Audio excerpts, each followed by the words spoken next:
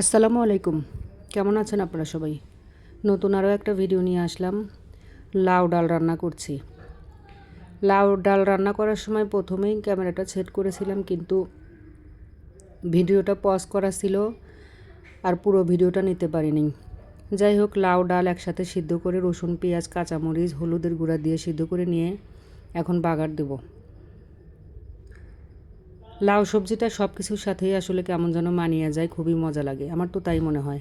আসলে যে যে সবজিগুলো পছন্দ করে সেই সবজিগুলোর সব কিছুতেই তাদের ভালো লাগে। শুকনো মরিচ, জিরা ফোড়ন দিয়ে রসুন পেঁয়াজ লাল করে ভেজে নিয়ে লাউটা বাগার দিয়ে নিলাম। পেট ঠান্ডা করা একটা সবজি লাউ।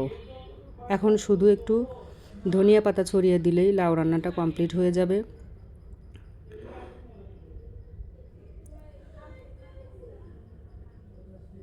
হয়ে গেছে আমার খুবই মজাদার লাউ দিয়ে মসুরের ডাল দিয়ে রান্না। ভিডিওটা এই পর্যন্তই। আল্লাহ হাফেজ।